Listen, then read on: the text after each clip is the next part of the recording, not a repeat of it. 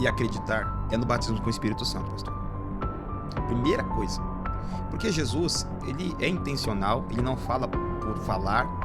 Tudo que ele fez, tudo que ele falou com um Ouvi sobre propósito. Quando ele diz em destino, Atos, chamado, intimidade, mas o que você fala nisso? olha, para ouvir a voz do Senhor, eu acho que o primeiro detalhe que a pessoa precisa entender e acreditar é no batismo com o Espírito Santo, pastor. Primeira coisa. Porque Jesus, ele é intencional, ele não fala por falar. Tudo que ele fez, tudo que ele falou com um propósito. Quando ele diz em Atos 1:8, João 21, ele sopra o Espírito dentro, salvação. Atos 1:8, Espírito fora, capacitação. Ele vai dizer assim, ficai em Jerusalém, até que do alto seja revestido de poder. Não sai daqui, fica aqui. Por quê? Porque vocês vão receber algo que vocês precisam. E a partir dali vocês percebem que eles não são mais guiados pela vontade deles, eles não são mais guiados pelos achismos, eles são guiados pelo Espírito Santo. Tanto é que em Atos 1 você vai ver o quê? Pedro vai levantar Matias como apóstolo em sorte. Em sorte, tipo assim, não foi o Senhor que falou com eles.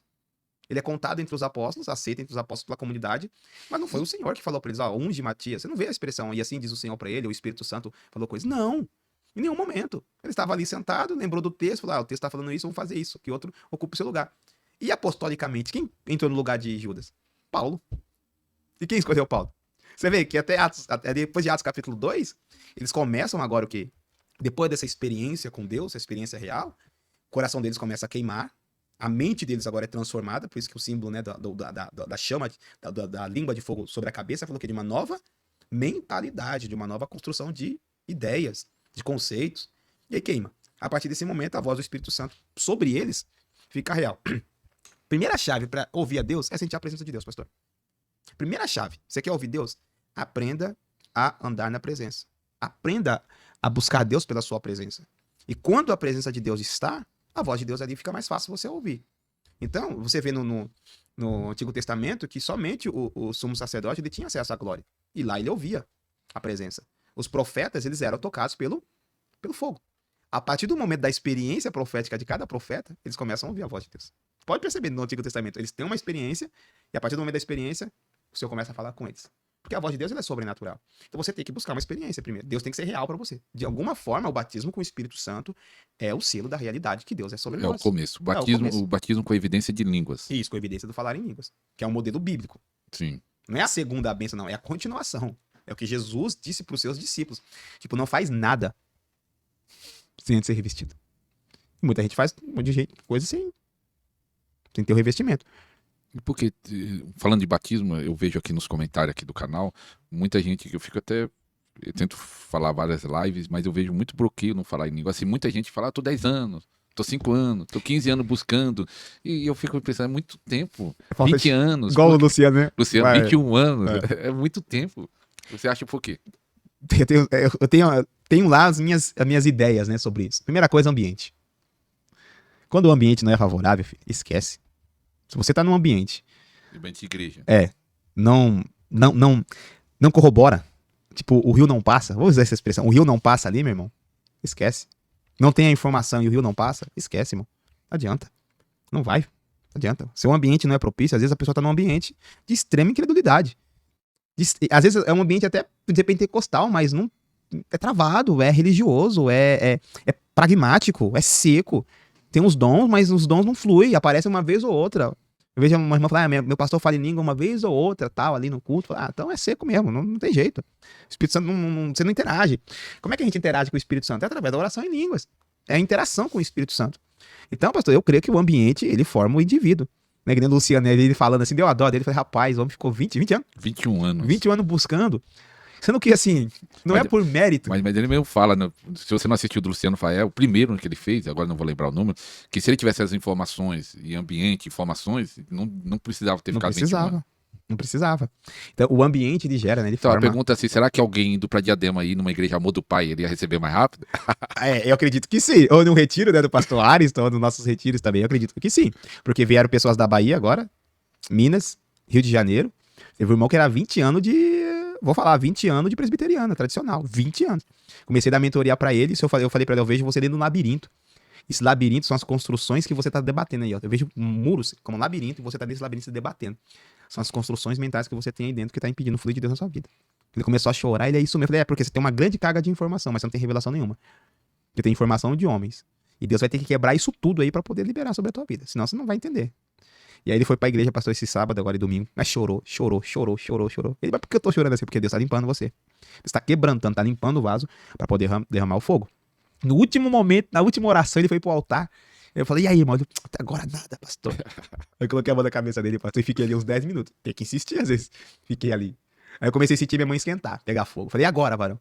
Varão, sua cabeça tá pegando fogo, eu tô sentindo, varão. Ele, tá mesmo, minha cabeça tá pegando fogo. Mas minha mão tá gelada. Eu falei, calma, irmão, relaxa. Calma, vai, deixa fluir, deixa acontecer. Voltou pra casa pegando fogo. Aí eu peguei, irmão, vem aqui, chega perto desse homem aqui. Aí o povo começou a chegar perto assim, nossa, tá fogo, tá calor. E aí, irmão, é unção do Espírito. Agora, continua buscando. Sentiu você orar agora. Não tá nem... Vai orar no final, mas sentiu de você deixar Deus te usar aí na oração. Amém. Senhor, em nome de Jesus, sobre essa vida que está nos vendo, nos assistindo agora, Espírito Santo, mais fogo, mais alegria, oh glória, mais presença, Pai, mais unção, mais graça, mais glória, renova as línguas agora, Pai, renova o entendimento, o intelecto, levanta, Pai, essa pessoa com poder e autoridade, essa pessoa possa sair, Pai, dessa cama de dor, dessa cama de depressão, em nome de que e você possa sentir a glória de Deus, a presença de Deus agora, onde você está, sobre o teu corpo. Fogo, eletricidade, dormência, formigamento, eletricidade, fogo, fluir das águas, fogo, receba. O Senhor está te tocando aí. Há um toque de Deus, há um toque do Senhor, há um toque da presença, há um mover do Espírito, aleluia, a glória de Deus está sobre ti. Interage agora com o Espírito Santo, fala em línguas como faz tempo que você não fala, levante desse lugar, não fique parado, pessoas, eu vejo pessoas marchando agora na marcha do Espírito, no fogo do Espírito, vejo espadas sendo liberadas sobre mãos agora e pessoas vão começar a entrar em espadas, em guerras, e vai começar a ter liberdade do fluir, liberdade na unção, liberdade na adoração. Renova, Senhor, enche, seja cheio agora, seja cheio, até transbordar. Renova, Senhor, fortalece, em nome de Jesus. Ô, glória. Aleluia, escreve. Eu vi pessoas aí caindo agora no poder, hein? Aleluia, escreve. Aleluia. Escreve aí, eu recebo. Aleluia. Portas estão se abrindo, tô vendo. Oh, aleluia. Regeneração da medula óssea, meu Deus, que lindo. Regeneração da medula óssea. Você tinha problemas no sangue? Faça o exame de novo. Daqui a uma semana, assim que você ver esse podcast, faça o exame de novo. Você vai ver o resultado. Aleluia. Glória a Deus. Glória a Deus. Apóstolo, você ensina na mentoria o que? Você falou de algumas mentorias a pessoa quer ser profeta, faz mentoria ou outro tipo de mentoria? Quais mentoria que você... Rapaz, Deus tem usado a gente em tantas áreas, né? Pela misericórdia dele. Tem até empresário. Como eu sou formado em gestão, né? Então a gente consegue. Aí a gente junta a questão técnica, né? Da gestão empresarial e a questão espiritual dos processos proféticos, que muitas pessoas têm a informação, mas não têm a revelação. Aí quando junta as duas, as coisas começam a fazer sentido. A pessoa fala, realmente eu errei aqui, falhei aqui. Aí alinha. Mas normalmente são pessoas que querem desenvolver o seu chamado, querem entender a sua vida, querem entender o seu ministério, querem entender a sua vocação. É individual ou é coletiva? A minha mentoria é individual. Então, às vezes a pessoa fala, pastor, eu quero pra semana. Não, às vezes eu tenho uma agenda, que é daqui a 15 dias. E assim, o nosso programa são 4 mentorias, uma por semana. É um mês, né? São 4 mentorias, uma por semana. E a gente tem a nossa escola, aí é grupo. A escola profética, esse ano é Amor do Pai, andando no Espírito e andando em poder. Que é toda terça-feira às 21h30. É um grupo fechado também. Começou em janeiro? Começou em janeiro. Mas aí as aulas, se ele entrar agora, consegue ter acesso? Porque cada semana é um módulo, cada mês é um módulo. Mas né? fica gravada as aulas? Fica gravada. Então a pessoa vai ter acesso até 3 meses de Isso, 3 meses. Que já foi fora. Porque eu gravo a aula e depois eu disponibilizo num canal nosso fechado. E a pessoa tem na aula lá, ela vê. Fica legal, hein? É bem legal. E aí tem pessoas de vários lugares do Brasil. E nesse estudo entra tudo, profético, revelação, cura. Tudo, cura, liberação, família, matrimônio, vida sexual, vida emocional, entra tudo. O Senhor libera, teve alguns que foi só ativação. Na hora que eu abro a live, o Senhor toma e só ativação. E vai embora, né? E aí o pastor perguntou como profetizar, né? Isso. Seguramos o povo até aqui para ensinar o povo como profetizar. A palavra diz que em 1 Coríntios capítulo 14, no versículo 31, que porque todos podem profetizar, um após o outro, ou seja, não pode ser também, você está num ambiente onde todo mundo está profetizando ao mesmo tempo, você não vai entender nada. Então, Por isso que você tem que entender aquilo que eu falei, você tem que entender o momento de entregar a palavra, né? Para que todos aprendam e sejam confortados. 1 Coríntios capítulo. Isso aqui, irmãos, não tem a ver com anúncio da palavra. Não tem a ver com o ensino do evangelho. Isso aqui eu vejo que muitos irmãos, né, falam que isso aqui é ensino, é o anúncio. Não, não. A palavra anunciar vem do grego, que é querigma, que é anúncio. A palavra profetizar, que também vem do grego, que significa falar inspiradamente com capacidade de predição, ou seja, de prever o futuro. Isso é profetizar. Profetizar é futuro. Querigma é anúncio do que foi feito, do que foi escrito, do que Jesus fez. Eu estou anunciando o que Jesus fez. Agora eu estou profetizando o que Deus vai fazer. Ou seja, profetizar é falar por inspiração. É o que Paulo está dizendo aqui. Todos podem falar por inspiração. Ou seja, então todos podem ter o dom de profecia. Agora, como eu uso esse dom de profecia, pastor, está relacionado com a maturidade do meu coração. Porque o problema aqui de Coríntios era que era a imaturidade e desconhecimento acerca dos dons. E é interessante que ele vai falar assim, no versículo subsequente, que os espíritos dos profetas estão subordinados ou sujeitos aos profetas. Porque Deus fala onde? No meu espírito, na minha consciência, na minha mente, no meu coração, na minha pele, no meu nariz, nos meus olhos, na minha boca. Fala em mim. Ele fala em mim. Então, como ele fala em mim, eu posso segurar essa palavra, olhar o ambiente, o momento certo para entregar. Para que não haja o que? Escândalo. Ainda mais numa igreja que às vezes não tem tanta liberdade, não entende tanto mover. Se você ficar entregando para todo mundo o tempo todo, as pessoas vão começar a te perseguir mesmo. Falar assim, tá se achando, é isso. E não é. Às vezes a pessoa tem uma sensibilidade muito grande, busca Deus muito, e Deus entrega para ela as palavras e ela tá entregando ali. Não porque ela tá se achando, porque ela tá sendo fiel ao que o Senhor entregou para a vida dela. Então, para você profetizar primeiro, limpa teu coração. Você não pode estar com o coração magoado, com o coração com birra, com o coração com disputa. Não pode. Porque isso vai contaminar a fonte. Lembra que eu falei? É uma fonte. Só que você que é o canal. A fonte é boa. Por isso que Tiago fala, de uma fonte não pode jorrar água amarga, água doce. Deus pode falar comigo A e eu entender B. Porque ele vai falar na minha mente. Se a minha mente está perturbada, conturbada, Deus está falando de paz, eu estou entendendo guerra. Foi o que eu falei um podcast, eu falei de uma irmã que falava, né? Esses irmãos aí, né? Vamos dizer assim, esses irmãos do cajado aí, que fala que Deus só dá cajado para eles. E não é bem assim. É porque a pessoa, ela ainda tem justiça própria, ainda ela se acha santa demais, porque ela ora, porque ela busca, porque ela deixou as vaidades, porque é isso e aquilo, ela se acha mais santa do que as outras, e a partir desse lugar de santidade que ela construiu na mente dela, ela julga as pessoas. Então tudo que Deus mostra pra ela é a partir desse lugar de julgamento, desse lugar de apontamento, desse lugar de dor. Então é uma pessoa pesada, é uma pessoa contaminada pelas suas próprias emoções. Então tudo que ela prega tudo que ela fala conhece, pastor? Profeta, sim? E não são pessoas feridas? São. Machucadas? Que julgam as pessoas pelo seu lugar? Tá errado, irmão. Não é assim. Se você liberar o seu coração e deixar o Pai curar você, Deus vai te entregar palavras proféticas lindas, maravilhosas. Como aconteceu no retiro do pastor, que eu fui pra orar, de todas as palavras, uma em específica que foi uma cajadada, mas as outras não. Mesmo se eu tô com o coração enviesado pra ferir pessoas, pra julgar pessoas. Tudo que vai sair da minha boca é julgamento. Eu nunca vou conseguir enxergar uma pessoa como Deus enxerga.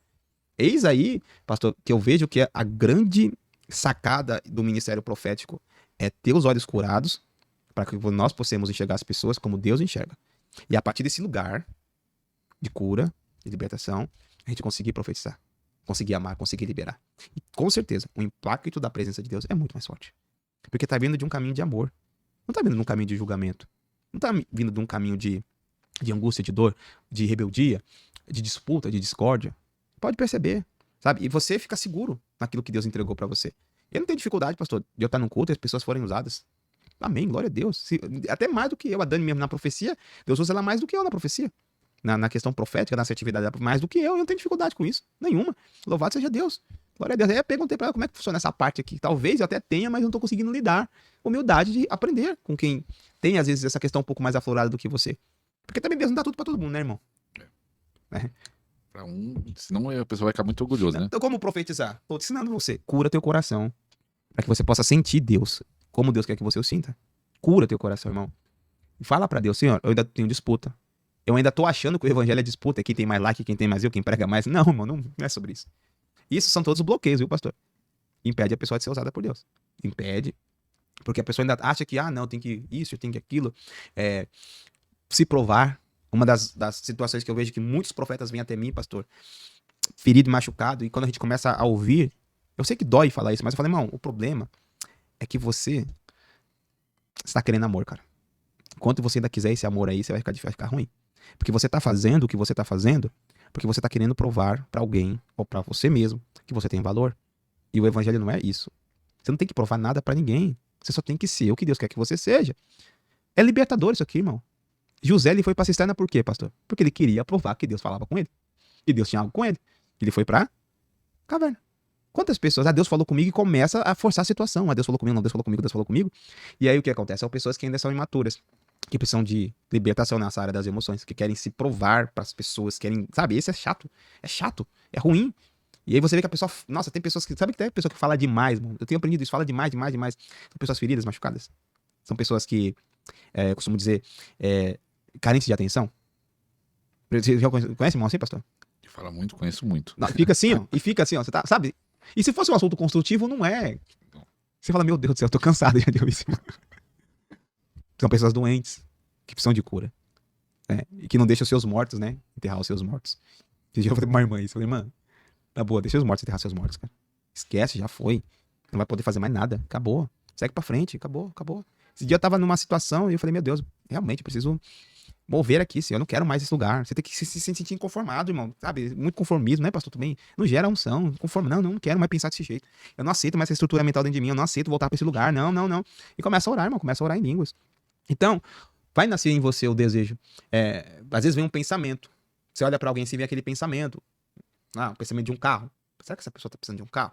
Deus falando pra você, muitas vezes, olha, fala pra ela que eu tô preparando.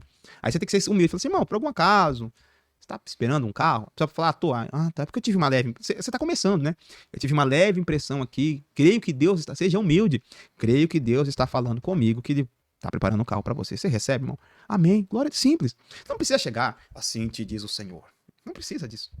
Né? Às vezes eu uso dessa situação, mas é pelo peso da unção que eu estou sentindo. Ainda porque você também já tem